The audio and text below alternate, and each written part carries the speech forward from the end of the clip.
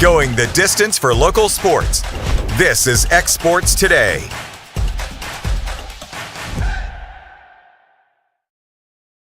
I'm Mike Keith, and my friends at Elliott Johnson Insurance have a great partner in Auto Owners Insurance. Auto Owners makes it easy to get life, home, car, or business insurance. Let Elliott Johnson Insurance find the Auto Owners policy that makes a difference in your life. Call Elliott Johnson Insurance at one of their 3 locations, Florence, Loretto, and Lawrenceburg. Elliott Johnson Insurance, moving forward for our clients every day. A local law firm respected throughout the state. Generations of clients have turned to Boston, Holt, and Durham since 1948. We assist individuals and businesses with their legal needs, including real estate, property closings, personal injury, employment discrimination, and family law. Our clients get the personal attention and convenience of a hometown law firm with the resources and ability to handle any case. Come see us at Boston, Holt, and Durham.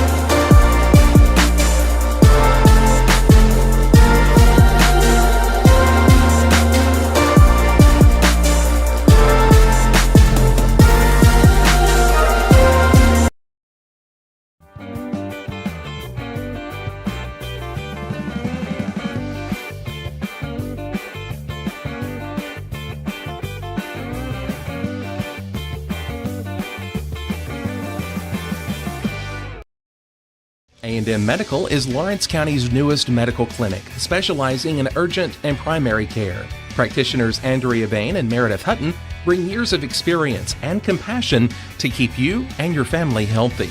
A&M Medical features a separate well waiting room to meet your needs. Visit today and ask about A&M's weight loss program and telemedicine services. That's A&M Medical, located at 2367 Highway 43 South in Leoma, Tennessee. Going the distance for local sports. This is X Sports Today.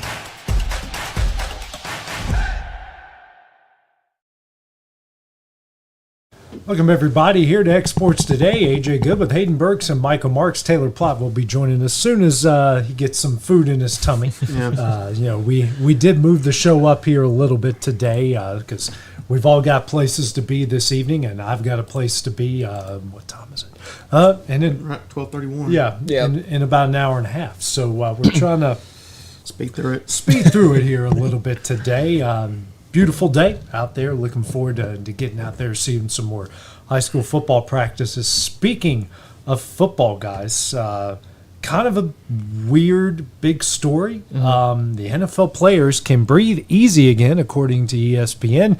Despite confusion surrounding a league memo sent to clubs on Tuesday, players will still be able to whiff smelling salts during games this season as long as they bring their own stash. ESPN obtained, as long as they... How is it? Yeah.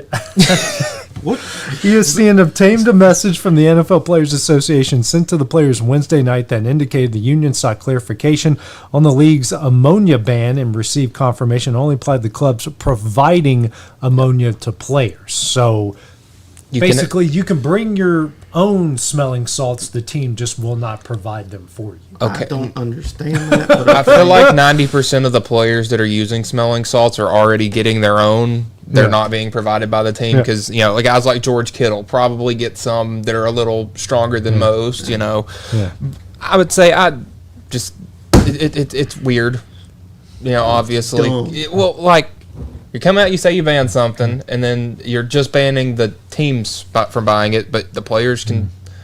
I'm not mad that this is a thing. I think players should be able to use smelling salts, obviously, but I think it was just weird how they kind of went about it, that it wasn't initially known that it was just the teams that can't provide them to the players anymore. Yeah. I mean, just the information really wasn't provided well to the teams and players. I think it's for the players. It's obviously a big part of their game. I can't remember. I think you were telling me that one of the NFL players was considered retirement because. It was George Kittle said because he said he literally used smelling salts before every drive. Yeah. Yeah. So, I really think obviously it sounds like it's big for the players, and it really just doesn't make sense because you look at a high school level, or if you look at, any level near here, usually high schoolers, they can't be provided, Tylenol or something like that, and they have to get it. But professional level, they're getting paid, and so the staff as well to provide, stuff like that. So I don't know. It just doesn't make sense to me. I mean, if you really want something to wake you up, I mean, I got some things called stinky baby diapers that really wake you up in a heartbeat. Tessa knows how to blow up a diaper. That will wake you. That's just, it's like every year there's a strange controversy. There was the Antonio Brown helmet, and why he basically got out of his own record-breaking Oakland deal because of a helmet. You got smelling salts. There's like little things every year with each Tyreek sport. Hill got fined I don't remember if it was $50,000 or $150,000 for not wearing socks. Yeah, because you have to wear socks, I believe, up to your knee in the NFL. Yeah. So I mean, it don't make sense to me. Yeah. Some strange rules. Little just dumb things. Well, in the NCAA, guys, major decisions by the NCAA's top body will need approval from all 4 major conferences or help from a smaller conference to pass under a new set of rules approved Tuesday that are designed to streamline the way business is done by the nation's largest overseer of college athletics. The SEC have been pushing for it, and the other 3 power conferences to receive a 17% voting share on the newly reshaped Division I Board of Directors, so that if one of the 4 conferences disagreed with the proposal, the others could still band together to pass it with the 51% of the vote. But the legislation only increased their voting share to 16.1% each, which gives each conference power to waylay a policy if it doesn't like it. So, basically everything in Division I sports is now going to be controlled by the SEC, Big Ten, Big 12, and the ACC. Yeah. And maybe if they really need help, all the other conferences can chip in if needed. Well, I mean, from what that sounds like, it sounds like that if the SEC and the Big Ten want something passed, it's going to get passed, and if they don't want something to get passed, it won't get passed. That's kind of what it looks like here.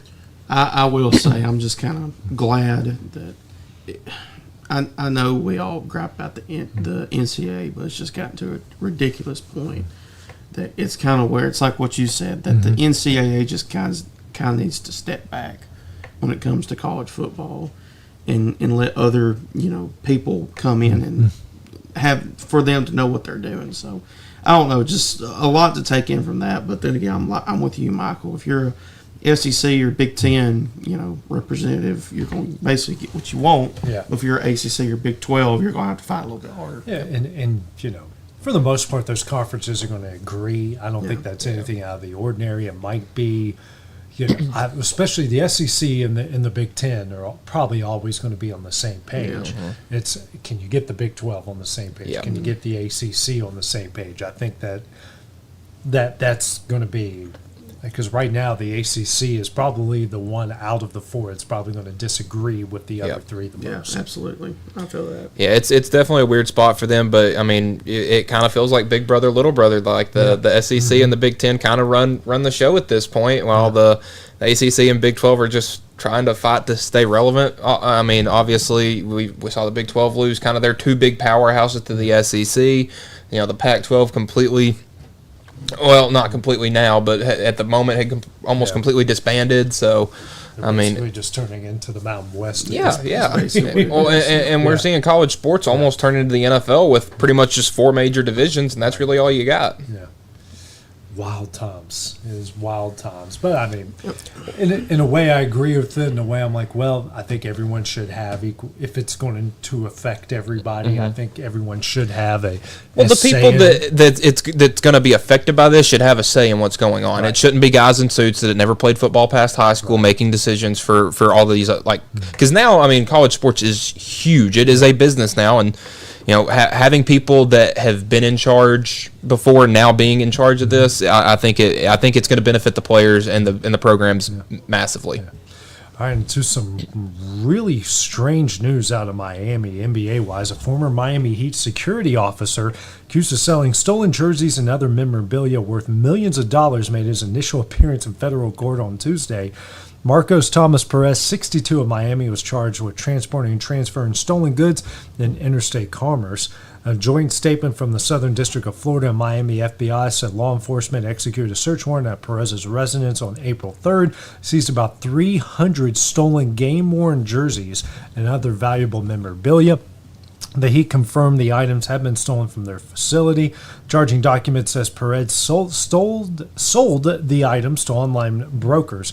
Over a 3-year period, authorities say Perez sold more than 100 stolen items from approximately $2 million and shipped them across state lines, often at bargain prices. They say Perez sold a Miami Heat jersey worn by LeBron James during the NBA Finals for approximately $100,000. The same jersey later sold at Sotheby's auction for $3.7 million. That's for him. I will say though that for that to be that long for him to get caught, that's a big flaw.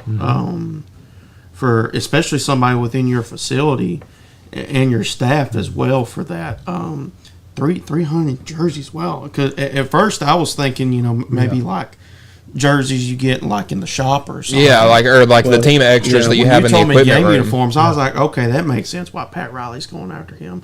But I mean, it's just you never know with people in your facility. Obviously, you want to trust who you can trust, but when you're in Miami like that, I mean, that's a big market, and you look at the marquee names they've had, and there's a lot of temptation to do stuff like that. And obviously, he got busted, especially with the, like you said, probably the biggest sale he had was the LeBron James finals uniform that he wore. So, that's a big shocker in Miami. And I know that's just, if you're a Miami fan, that's not something you want to hear on the news. You want to hear something that is favorable for your franchise that's kind of in a rock and hard place with it. Okay, do we want to tank or do we want to compete? So, like I said. Yeah, that is the strangest money scheme I have ever heard in my life. We used to have bank robbers and guys like that. Now we have security guards stealing game-worn jerseys and selling them on. I mean, that is. I've never heard of it. That's creative. I'll give them that, but I'm surprised this is the first time we're ever talking. Yeah. I mean, that seems like it would be a huge money-making. And for him, like I said, for him to get away with it for long enough to get an NBA Finals jersey worn by LeBron James. I mean, his last year in Miami was 2013, 2014? So I mean, that's 10 years. Yeah, well over a decade. So I mean, I want to know how much this guy made. Yeah. Yes, I mean, he obviously he made $2 million. Yeah. Cool. Yeah. Wow. Selling it. I mean, he sold that jersey for $100,000, and they sold it at Sotheby's. Yeah, I would say. I mean, maybe he was selling stuff at low enough prices that he wouldn't get caught. I mean, obviously, if he sold this jersey and it went for $2 or $3 million, they'd be like, okay, how did you get this? A little bit more than that. Yeah. A little bit more than that. Well, guys, in baseball news, Shohei Ohtani hit homer number 39 yesterday, pitched 4 innings, and registered career hit number 1,000. So a milestone for Ohtani yesterday. Yeah, had a big hit. I mean, had a big game. Obviously, went 4 innings on the mound, had 8 strikeouts. So he was, it was definitely his best starting performance of the year. His team really kind of let him down there at the end. I don't know if you saw how the Cardinals ended up winning that one, but kind of heartbreaking for a guy to, a pitcher to go out there nowadays and have 2 RBIs and only give up 1 earned run, and then you end up getting. Well, he didn't get the loss, but the team ended up losing. So, but I mean, it was a big day for Ohtani yesterday. Obviously, is one of the league's biggest superstars, and for him to already be at 1,000 hits is insane. Yeah. I mean, you look at him, and you just kind of look at maybe the Babe Ruth of this era, what he's done both on the offensive side and the defensive side when it comes to being a pitcher and a DH, and just his power with his bat and what he can do with his arm, and to get number 1,000. I think he's 29, maybe 28, something like that. Yeah, late 20s. I mean, I could see him easily getting to 2,000 sooner or later. Yeah. So 31. So 31. So we're seeing greatness right now. So I'm really trying to take in what he's been doing right now in the MLB. Yeah, and there's so many Japanese players that, and I get how the league works over there, where you sign these contracts and you can't come over to Major League Baseball till you're 24, 25, 26. But the amount of talent that we've missed out on. I mean, obviously the first one that comes to my mind is Ichiro. How many hits he had you know, Could he have broken Rose's record easily, because he didn't start playing until he was 27 or 28. I mean, Ohtani with what he's doing. I mean, obviously there's a couple of other guys in there that you could throw in over the years, but those are the big two that come to mind. And also, baseball-wise, for your Red Sox, Roman Anthony signed an 8-year contract extension on Wednesday.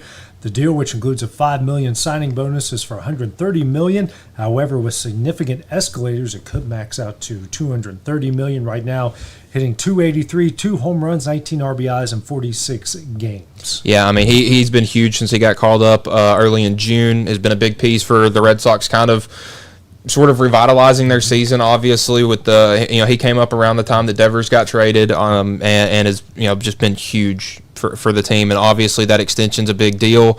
8 years, $130 million, so you got him around for another couple years. But this was coming after an injury to the athletic shortstop Jacob Wilson, which kind of sort of took him out of the AL Rookie of the Year conversation, because if you finish top 2 in the Rookie of the Year voting, it kind of brings up your contract a little sooner. MLB's got a bunch of weird rules with contracts, but this is pretty much just keeping him around. All right, guys, well, coming up next, play a game like we did a day ago. So we're going to go ACC, keep 'em or dump 'em, win totals. That'll be next when we return.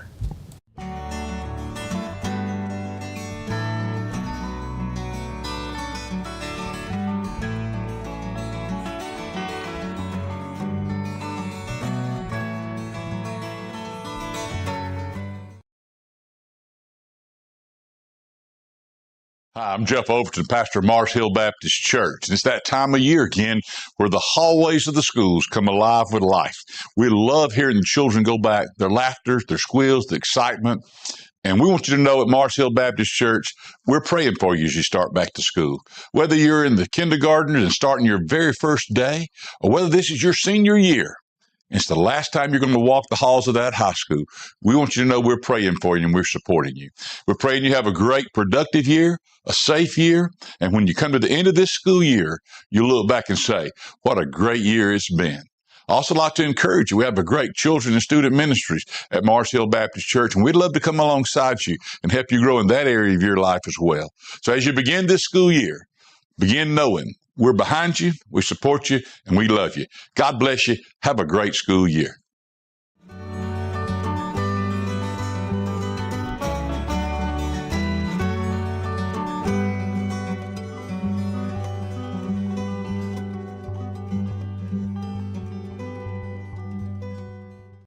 At Lawrenceburg Federal Bank, we're proud to be locally owned and operated because we're not just a bank, we're family. When you call, you'll be greeted by a friendly representative who's ready to discuss your banking needs, as well as offer our competitive rates on CDs and money market accounts. Our loan decisions are made in-house and never sold to a secondary market because our commitment is simple. You matter to us. At Lawrenceburg Federal, we offer all the conveniences of larger banks with a personal touch. Join us at Lawrenceburg Federal Bank, where community, trust, and service come together.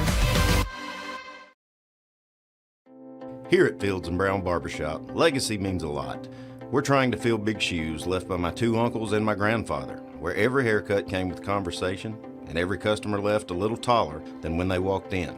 The barbershop is about pride. It's about knowing your barber knows your name and your story. Come see us at Fields & Brown Barbershop, where tradition never goes out of style. 3 generations, 1 legacy, your barbershop. What really matters during the ball game, we're at that point in the season where some are just beginning, some have already ended, and others are at that point where it's either win or go home. Depending on what your perspective is, it changes everything, doesn't it? In 2 Corinthians 4 and verse 18, we're reminded we don't look at the things that are seen, but at the things that are unseen. For the things that are seen are temporary, but the things that are unseen are eternal. Keep your focus, keep your perspective on the right things, the things of God, the eternal things. And that message brought to you by your friends at the Leoma Church of Christ. From our humble beginnings to today, Parks Lumber Company has continuously served Lawrence and surrounding counties for over a century. Although we started as a small lumber yard in 1896, We have grown to include everything you need to make your dream project come to life. No matter your building needs, our experienced staff will be with you every step of the way to ensure you receive the highest customer service and attention to detail you deserve. Visit us at 106 2nd Street or on Facebook. We guarantee you will see working with PLC is as easy as 1, 2, 3. Shop McMaster's Home Gallery for furniture, appliances, and more. And shop quality, shop convenience, shop service, shop local.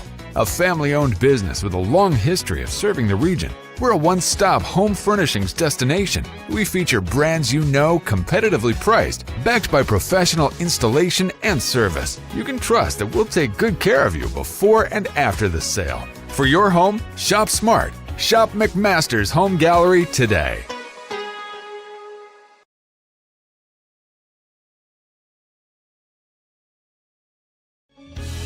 Hey guys, I'm Kyle Hammock, General Manager here at Heritage Automotive, your Chevy GMC dealer in Lawrenceburg, Tennessee. I'm from Marshall County, Tennessee, where I went to Cornersville High School. I attended Cumberland University. After Cumberland, I went into the United States Marine Corps to serve the country. After that, I went right back into the car business. I'm very familiar with the car business. I have been around the car business pretty much my entire life. And my commitment to you is to ensure the most competitive new and used vehicle pricing on the market, as well as the best service around. Well, we'll treat you like family here at Heritage Automotive in Lawrenceburg, Tennessee.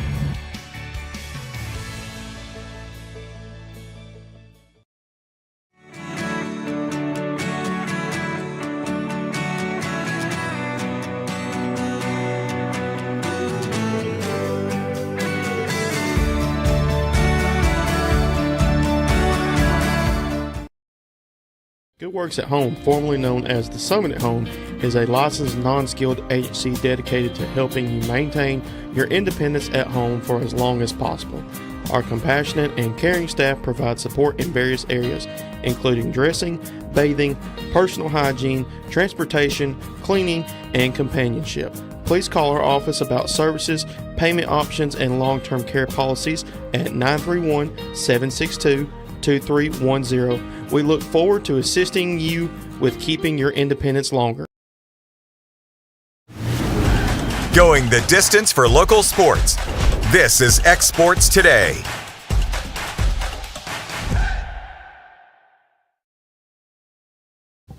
And welcome back here to X Sports Today. AJ Good with Hayden Burks and Michael Marks. Almost said something.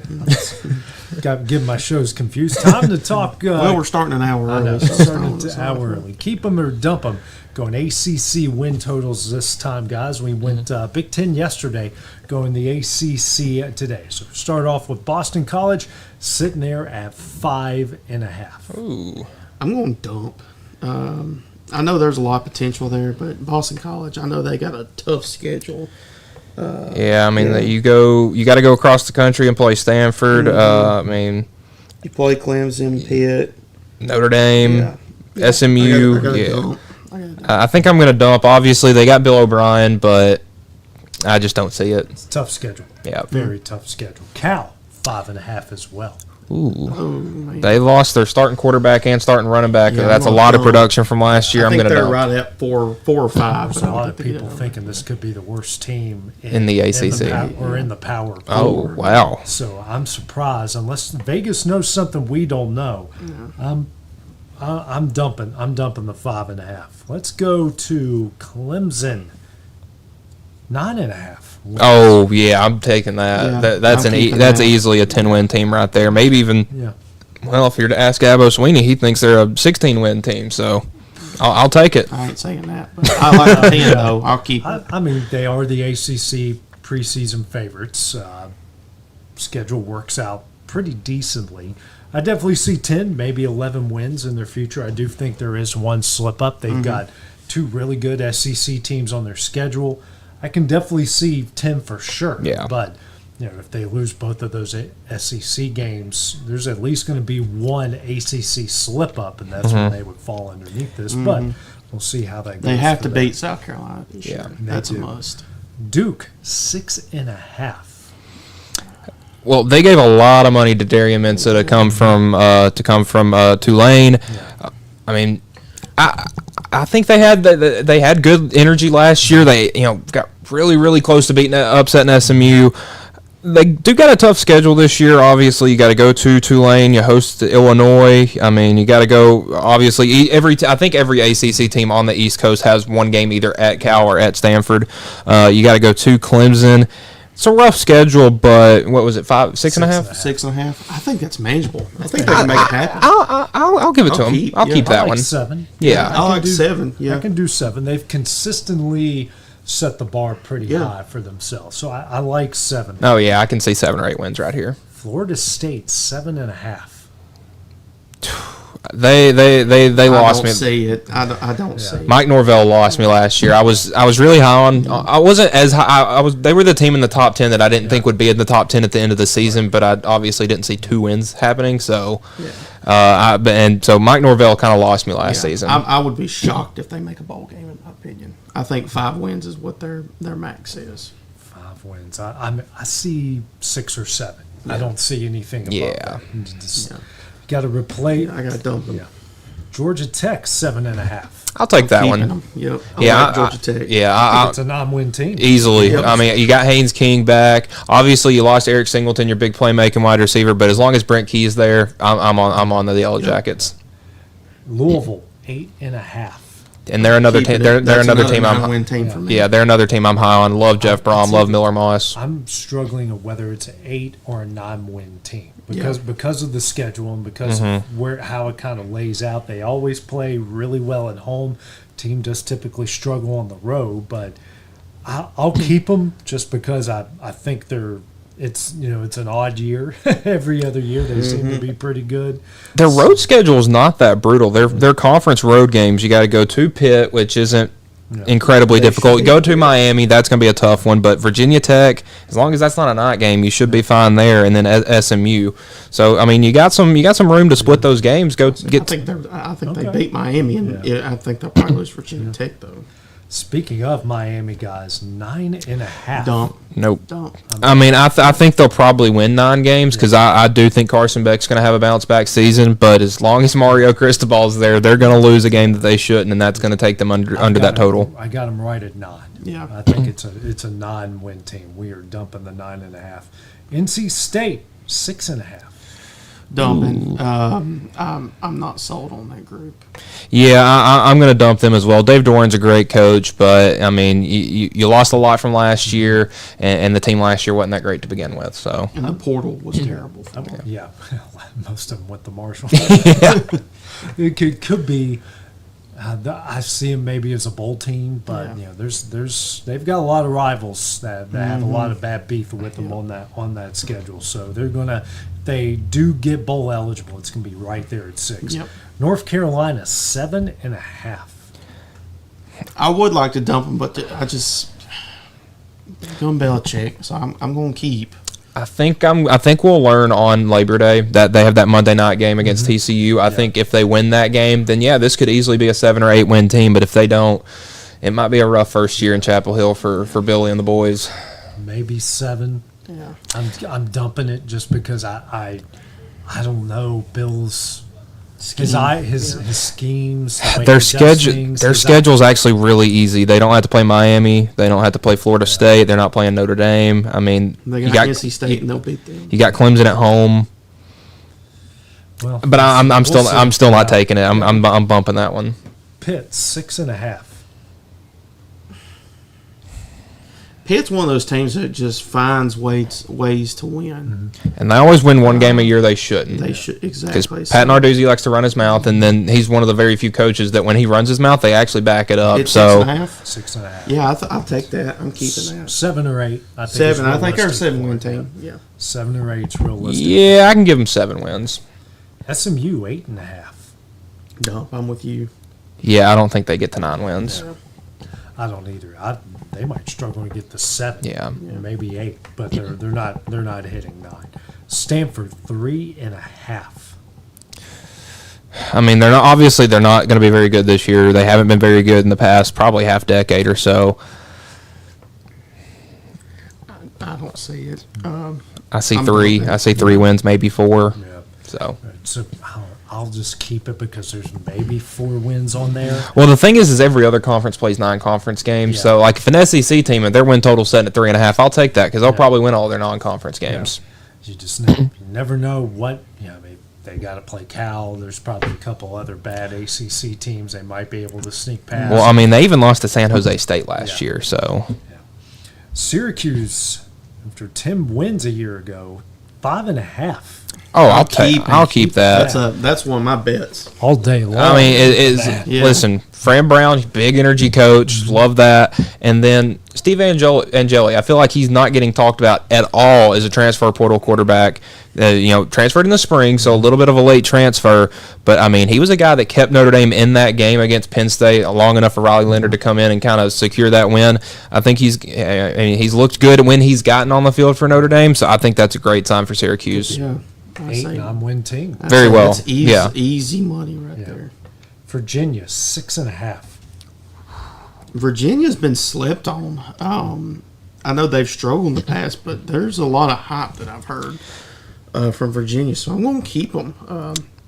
I think they're a 7-win team this year, in my opinion. I'm going to drop them. No Anthony Calandria this year. He transferred to UNLV. You lost your big receiver to Notre Dame. That's a lot of offensive production you got to replace. So I'm going to take the under on that one. They're 5 or 6 for me, so I'm going to dump it. Virginia Tech, 6.5.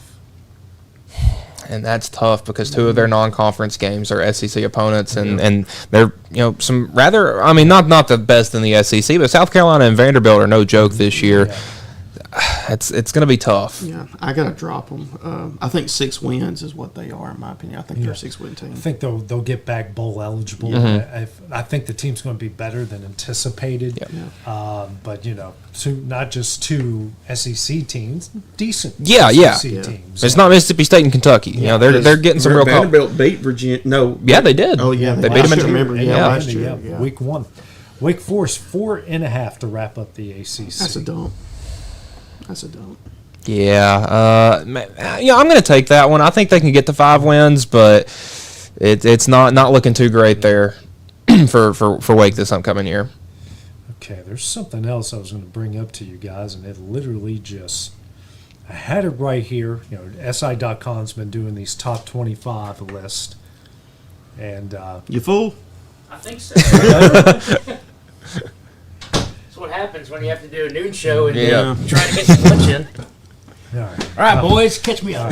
How about we go? Let's do some keep and dumping. All right. 25 best college football quarterbacks of the past 25 years. Okay, this will be fun. All the way down to the bottom.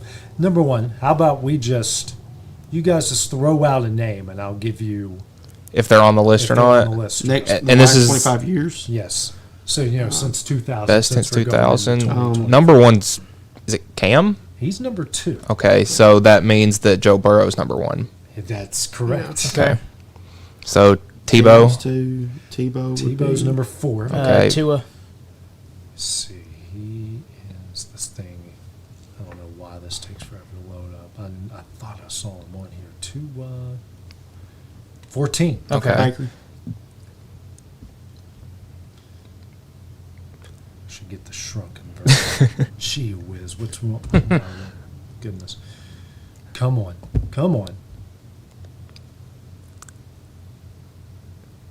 7. He's okay. number 7. Vince Young. Yeah. Come on. Work with me here. I figured he'd be closer to the top. 3. Okay. Matt Leinart. Oh, that's a good one. I literally just saw his name. He's number 5. So Okay. you guys have gotten the top 5. Who was on my mind? Manziel. Yeah. Number 8. Okay. Is Troy Smith on this list? He is. He's like at 21 or 20. I would say he's a Heisman winner, so I figured he had to be in there. Jackson. He's number 6. Okay, so let me go because the scrolling thing's driving me crazy. This is the dumbest thing. All right, come on. We're getting there. He's right there. Okay, number 25, Mackenzie Belton. Wow. UCF, Yeah. 24, Michael Penix. Okay. Yeah. Washington. 23, Troy Smith. Mm-hmm. 22, Kyler Murray. Wow. I had a Okay. feeling they'd be bottom. 21, Carson Palmer. Okay. Oh, yeah, he was good. Yeah. 20, Stetson Bennett. Okay. Boy, he's getting really carried by those two national championships. 19, Robert Griffin III. What could have been? At Baylor, yeah. What could have been? 18, Bryce Young. Yep. Let's see. 17, Caleb Williams. Okay. I think that's fair. Is Jalen on there? Jalen Hurts? I don't think so. I was curious about that. Yeah. At 16 is Alex Smith. Okay, yep. Jaden Daniels. At 15. 15 Okay. on this list. 2 at 14. Kellen Moore.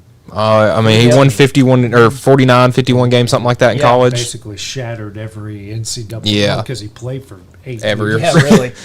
Andrew Luck, number 12. Okay. Yeah, he was good. Jameis Winston, number 11. I was going to throw him and Mariota in there. Yeah, Mariota's number 10. Then you've got Trevor Lawrence, number 9. Manziel is number 8. Baker, number 7. Lamar Jackson, number 6. Leinart, number 5. Tebow, number 4. Vince Young, number 3. Newton, number 2. And Joe Burrow, number 1. I tell you, with the Matt Leinart stuff, I mean, I wouldn't necessarily say a what-if scenario. But, man, he could have been so much better. He could. Well, I really think that his college game just did not really transpire to the pro game. Yeah. But talk about one heck of a college football player. Well, and the thing is lefties have a hard time in the NFL making it for long periods of time. The only one that I can think of that was really successful was Steve Young, because obviously you see guys now like Tua. There's some talks about him. What's he got? So Michael Vick was pretty good, but he was more known for his running than his arm. So it's hard being a lefty in the NFL, and I think that was a big piece of that that played into that. Did they show outside the top 25, or was it just top 25? No, it was just. Okay. Did you have any names on there? Well, I knew he wasn't going to be on there, but I just want to see if Hendon Hooker just as Tennessee guy. Yeah, I mean, couple good years. Yeah, he had those two very good years. I don't know if he would have cracked top 25. Yeah. But I mean, Michael Vick did play in 2000, but he's more known for what happened in 99. Yep. Selfishly for me, 2 quarterbacks no Pat White.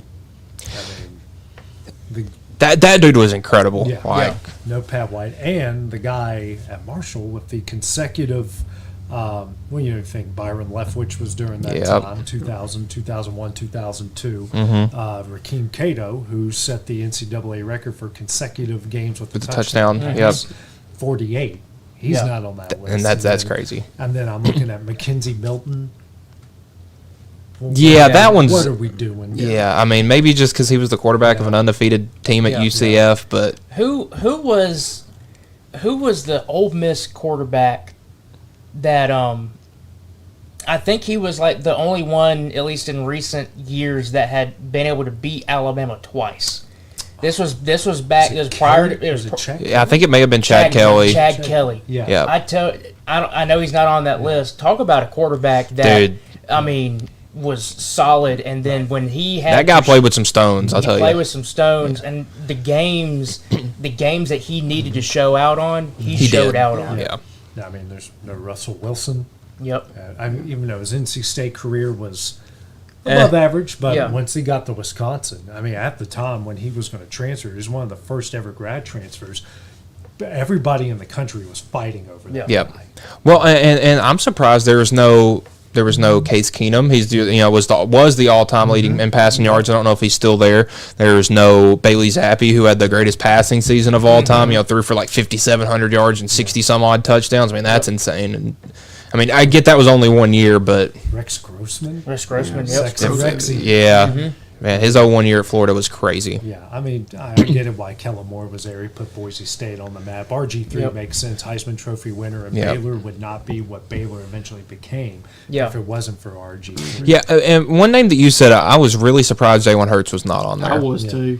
Started as a true freshman at Alabama, undefeated all the way to the national championship game that lost to a very good Clemson team. 2017 was just as good, got benched in the national championship game, kind of rode the bench in 2018, but then went back to Oklahoma in 2019 and almost won a Heisman Trophy.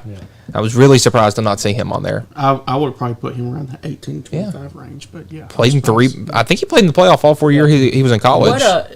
Here's a question that I have. The name just kind of popped to my mind because I know that he's he's definitely a solid NFL quarterback. Jared Goff.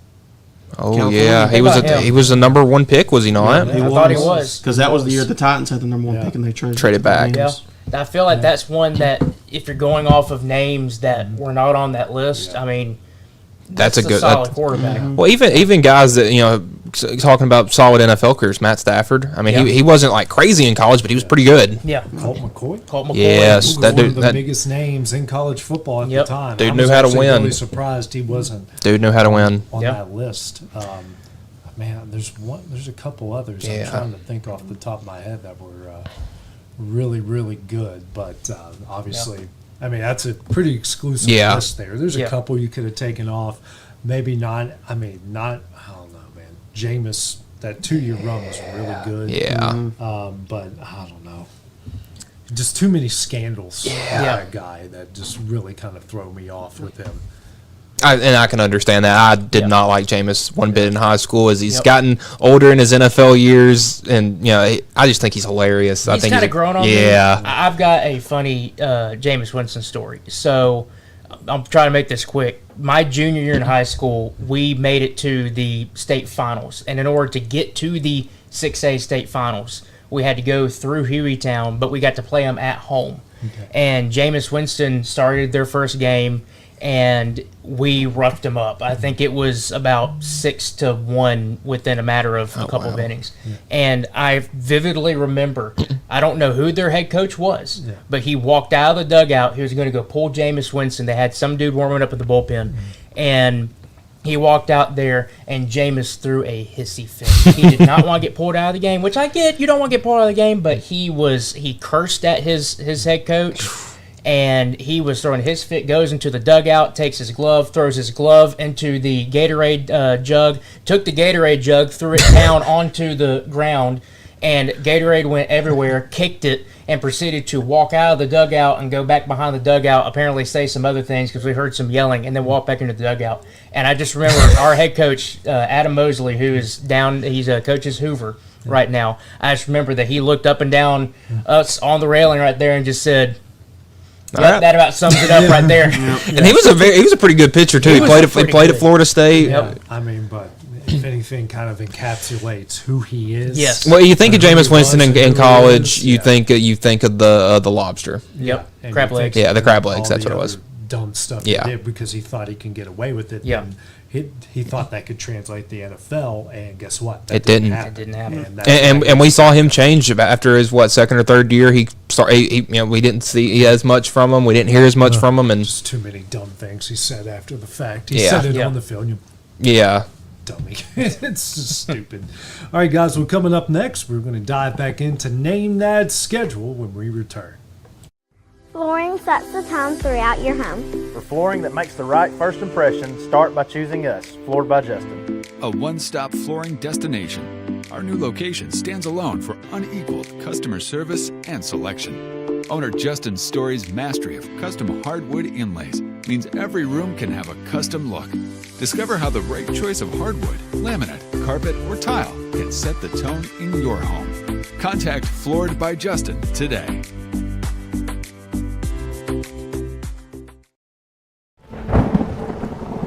The storm doesn't ask. It takes. It tests. It pushes everything to its limit.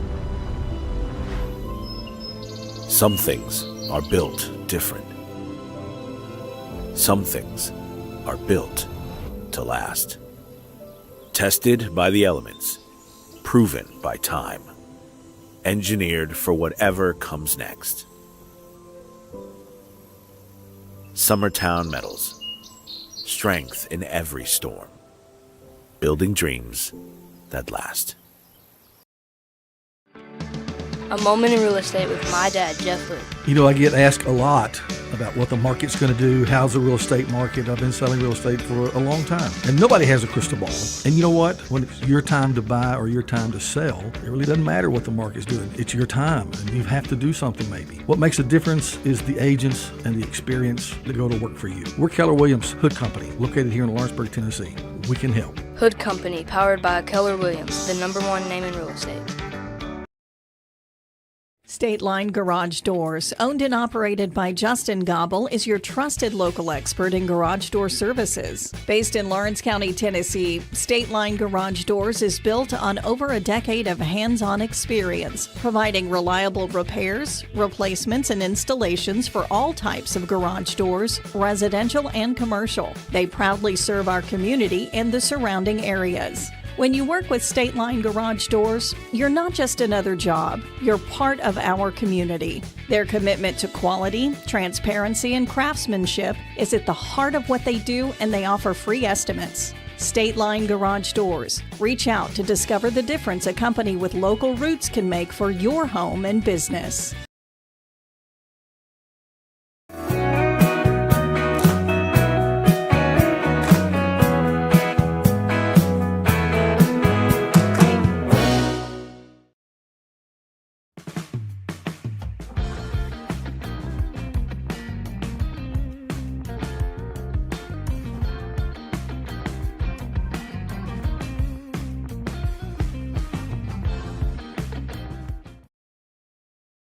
Top quality equipment rentals at the right price.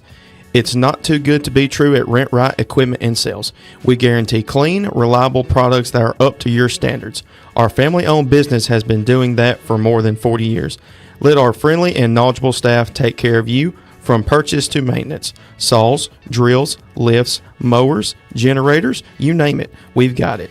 Stop by and see our inventory today, located on Buffalo Road in Lawrenceburg. For the best meal from south of the border, head to Cocina Real in Puente Grande for lunch and dinner. With a wide array of mouth-watering entrees, there's something for everyone on the menu. And you can't forget the cheese dip. They'll treat you like family, and you'll never leave hungry. Make Cocina Real Mexican Restaurant and Puente Grande Mexican Restaurant your choice for authentic cuisine, located in Lawrenceburg, Tennessee. Since opening our doors in 1904, Builtwell Bank has existed to be the local economic engine for the communities we serve. No matter if you're buying a car, saving for retirement, or finally buying that forever home, Builtwell Bank is here to help. From personal checking and savings accounts to a full suite of business and commercial banking with treasury management services, we'll make sure you'll have a dedicated Builtwell banker that understands your unique needs and stands by you every step of the way. No matter where you are in Tennessee or Northwest Georgia, there's likely a Builtwell Bank location nearby. Come see us and let our dedicated financial team help you with all of your banking needs. Member FDIC. Let me tell you about a place that has it all. For your home, bedroom, kitchen, lawn, and more. It's a home-owned and home-operated business that's been around for over 70 years, so you know they're doing something right. At Swap and Shop Center in Lawrenceburg, you'll find top name brands for every room of your house, and top brands for the outside too. Looking for appliances, televisions, couches, safes, bedding, mowers, and well, the list goes on. So make the drive today to 824 North Military Avenue in Lawrenceburg and be treated right.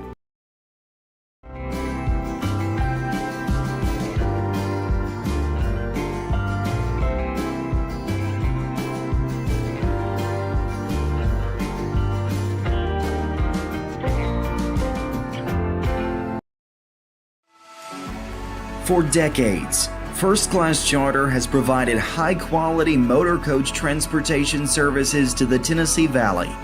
With numerous safety and cleanliness accreditations, First Class Charter is ready to make your group trip a reality. Contact us today by visiting firstclasscharter.net. First Class Charter, the official motor coach company of the North Alabama Lions. Hey, this is Phil Hooper. Get the look you want for your favorite school, church, or business with apparel from HD Ink Screen Printing in Leoma, Tennessee. Got a logo you need embroidered or screen printed? Let HD Ink give you the professional look that sets the bar in today's world. We do fundraisers and custom designed apparel and so much more. Call today, 931-201-2961, or come see us at our new shop located at 26 Ingram Road in Leoma. Remember, HD Ink for the look you want and the look you deserve.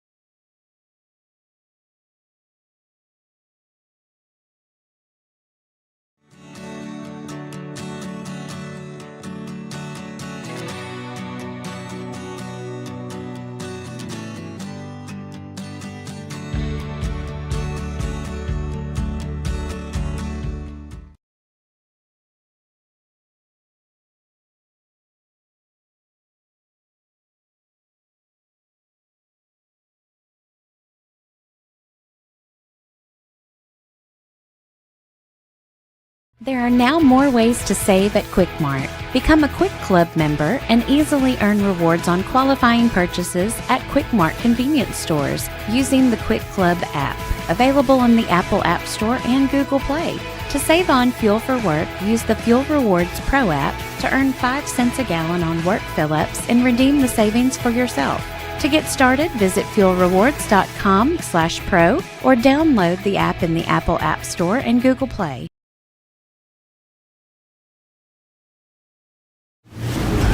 Going the distance for local sports. This is X Sports Today.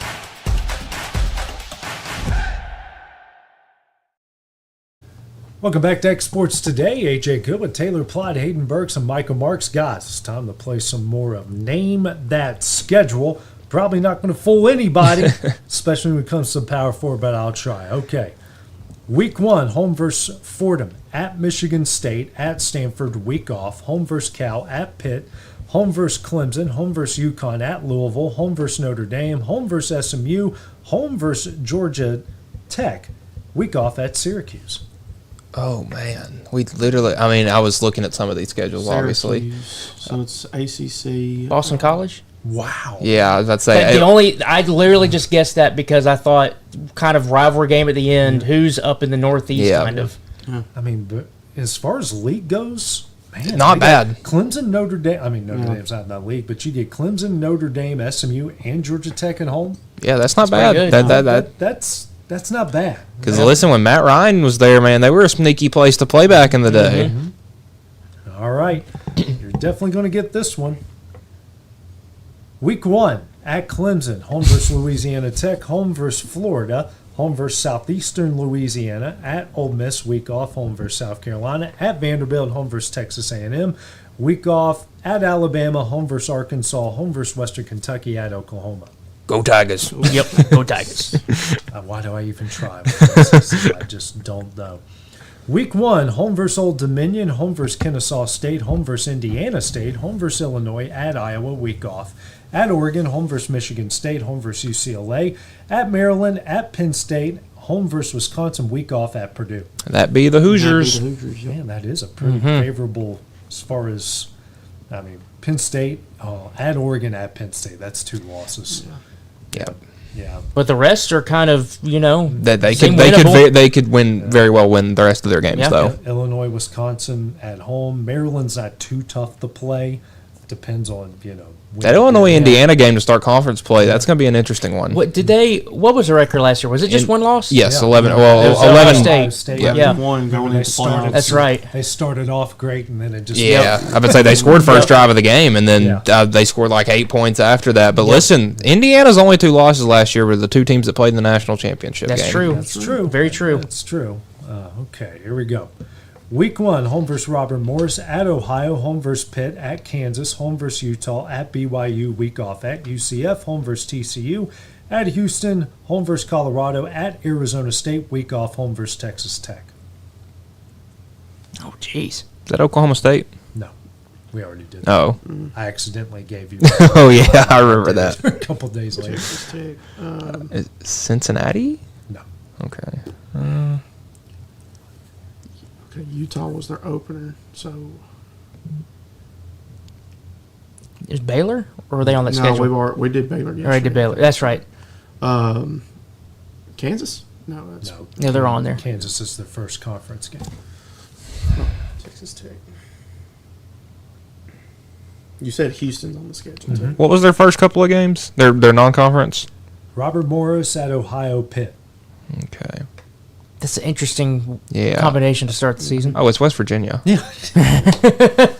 I was like, Robert. I was trying to think of where the teams were. I was like, Robert Morris. I don't know where that is. It's okay. I'm about to say. I know it's like a. I think they're a MEAC team or one of. They were NEC. I think they've moved to the CAA. Yeah. FCS has had so much conference movement lately, it's nuts. Because I was trying to think of what conference they won to put them in the tournament last year. I just remember because my first year, one of the first stories I ever did on a newscast when I was working in State College was it was during COVID, and Robert Morris was leaving the NEC because St. Francis who's now going to this is their last Division year, II. because they're going D3. 3-3. Oh wow. They're going D3. Interesting. And it's crazy. They've won the NEC back-to-back years. They upset Akron last year, a couple of years ago, and they won a game in the FCS playoffs last year. So, their women's softball programs won the NEC 5 years in a row. Wow. Football's won it back-to-back years, and now they're going down the D3, and it's practically going to melt that school down. Yeah. I mean, let's be real, the athletic department was losing money, but now you're going to lose athletes. Because I would say that D3 doesn't do scholarships. No. So No. that's They do not. and usually those schools cost a little more to go there. So that's going to be a. But I remember one of the first stories I did was Robert Morris leaving the NEC to go to I think it was the Big South, and now they're in the CAA. All right, guys, here we go. Group of 5. Home versus Abilene Christian at New Mexico State. Home versus Navy at Oklahoma State. Home versus Tulane at Memphis, week off. At East Carolina, home versus Temple, week off. At FAU, home versus Oregon State. At Army, home versus UAB. Okay, so it's American. We said Memphis already.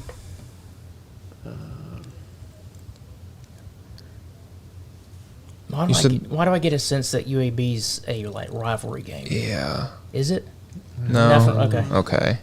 I mean, they've been in the same conferences for several years, but I wouldn't. It's not like a rivalry game. Yeah, I mean, I wouldn't consider it that. They just know each other well. Well, what's their non-conference? Abilene Christian at New Mexico State, at Oklahoma State, and then later in the year, home versus Oregon State. So is it UTSA? No. They're not American. Oh, they're not in the American. UTSA. UTEP's is CSA. Yep. Get your UT extra letters. Yeah. Here, Taylor. Oh, jeez. UTEP, Utah. Yeah, you got. Utah. You got University of Texas at Rio Grande Valley. That's always a fun one. Memphis. Okay, that's not it. I'm trying to go over my. The New Mexico and because Abilene Christian's in Texas, New Mexico State's obviously in New Mexico. Abilene Christian's in UNA's league. Yeah. And what was their other non-conference game? At Oklahoma State. That's State. week 4, and then later in November, they're home versus Oregon State. Is it Tulsa? It is. Good. Yes. Yep. The most obscure name of any team in college football, the Golden Hurricane. And they're in Oklahoma. Yeah. I was there with Marshall, and we was there the anniversary of the plane crash one year, and they played this wild. They ended up winning like 66-52 in this crazy that was a banger. shootout on a Thursday night. There might have been 200 people there. 150 were Marshall people. Wow! But it's on campus. And it's like this. It just feels like a high school stadium because it's like on the edge of campus, big parking lot. Here's a stadium, but like the walk to the final to the front row of parking spaces to the actual stadium feels like a mile and a half to get there. It's random place. I have been on that campus before, and I will say it is a very good looking campus. It is a very good looking campus. And Tulsa's a good town. It is very much. I enjoyed being there for what especially during the week because it was a Thursday game. And we flew in on Friday, and obviously it's very nerve wracking when you're flying with the team that Tulsa. Yeah. Tulsa is a city that is on my list where if I have the opportunity to live there, I would take it because it is a good city. It's a very good city. All right, we'll go FCS. Wow, they planned that late in the year?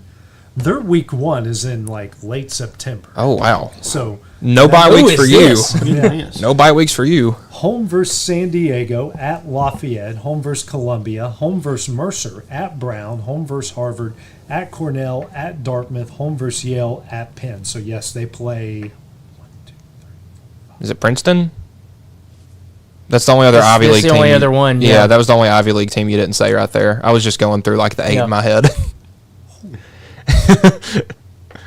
It is the Ivy League, and we're we do. Is there a reflection somewhere? I feel like everybody generally at least knows the Ivy League teams. Oh, okay. Well, if you didn't say he's going to go find one. All right, there's 8 Ivy League teams, so they played 10 games. So they did 2 non-con. Which is funny. When I covered Mercer, they played Yale one year. They've played Yale, Harvard, Columbia, and now Princeton. Like wow. There's something with, I think a bunch of the SoCon teams are playing Ivy League teams, which the Ivy League's now going to be in the FCS playoffs, which I don't know why it took them so long. Yeah. But yeah, their season's, I think I tipped it off. It was Ivy League when I said they're starting in late season. That didn't give it away for me. But I mean, everyone else is going to be playing that's 4 weird. games before they even get Yeah, because who's their first opponent? San Diego. And So I would say that's in the Pioneer League. Yeah. So can you guys name the 8 Ivy League teams? So you got Harvard, Yale, Princeton, Yep. Cornell, Brown, Dartmouth. Dartmouth, and there's two. Is it some one? Is it like Columbia? Yeah. Yeah, Columbia. Yeah. Here, all right. The Pioneer League, which is the it's the like non-scholarship league. Yeah. Ooh. So it's got San It's Diego. out west, right? Yeah. Yeah. So it's all over. It's all over. So I was about to just go UC Santa Barbara, UC Davis, UC Irvine. Any of those? UC Irvine, UC. That's Davis, the Big Sky. That's Big Sky. Yeah. Big Sky. Yeah. Well, it's San Diego. That's where Harbaugh got started. Yep. The Guachos. He won like 12 games back. Okay, they had like a weird rivalry with somebody across the country, and it was like they played for like a flag or a trophy or something like that. Yeah. So here's the league because it's really random. You got Butler. Okay. Davidson. So it's Really? so we got some A10 and some Big East. Dayton. I think it was Dayton. I think that was who the rivalry was with. Drake.